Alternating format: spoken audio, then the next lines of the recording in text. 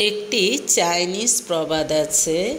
এটি হলো একটা কথা মনে রাখবেন, যারা সব সময় অন্যকে ব্লেম করে অথবা দোষারোপ করে তারা এগিয়ে যেতে প্রচুর টাইম বা সময় লাগে। আর যারা নিজেকে ব্লেম করে বা দোষারোপ করে তার গন্তব্যে পৌঁছাতে অর্ধেক সময় লাগে। আর যারা কাউকে ব্লেম করে না তারা অলরেডি গন্তব্যে পৌঁছে গিয়েছে। তাহলে মনে করুন, যারা এখন সফলতার চূড়ায় আছে তারা কিন্তু ভাগ্যকে ব্লেম করে নাই বা মানুষজনকে ব্লেম করে নাই, তারা নিজেরাই চেষ্টা করেছে এবং তারা তাদের গন্তব্যে পৌঁছেছে। হ্যাঁ, আসসালামু আলাইকুম। নিশ্চয়ই সবাই ভালো আছেন। আলহামদুলিল্লাহ, আমিও ভালো আছি। কাউকে বিনা কারণে কষ্ট দিয়ে থাকলে সেটা আপনার কাছে ফিরে আসবেই, দুদিন আগে বা পরে, কিন্তু ফিরবেই, মনে রাখবেন।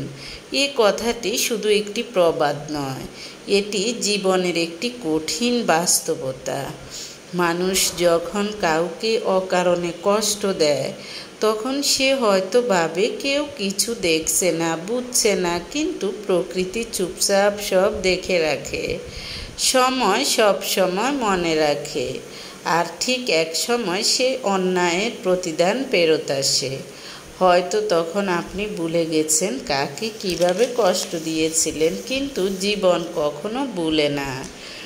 মানুষের কষ্টের প্রতি সৃষ্টিকর্তা অত্যন্ত সংবেদনশীল।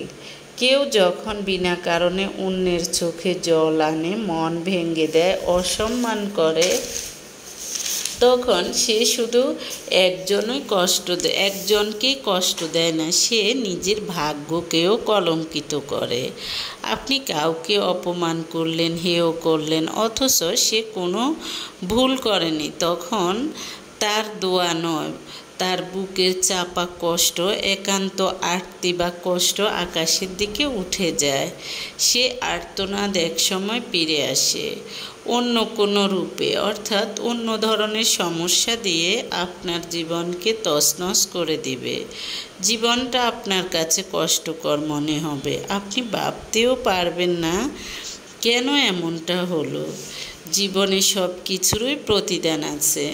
আপনি কাউকে যা দেন সেটা ভালো হোক বা খারাপ হোক বা কষ্ট, সব কিছুই সুদে আসলে ফেরত পাবেন। আপনি যদি কাউকে ভালোবাসা দেন, শ্রদ্ধা দেন, সেটা ফিরে আসবে আশীর্বাদ হয়ে।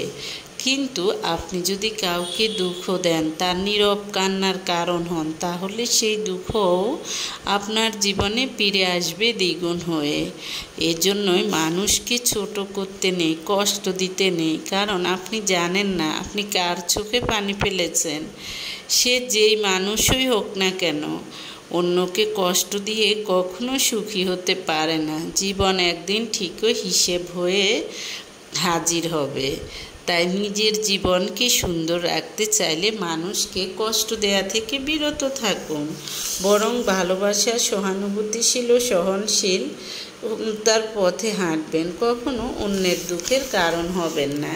সামনে পিছনে কখনো মানুষের নামে গীবত করবেন না, অথবা মানুষকে কষ্ট দেওয়ার মতো কথা বলবেন না, তাহলে সে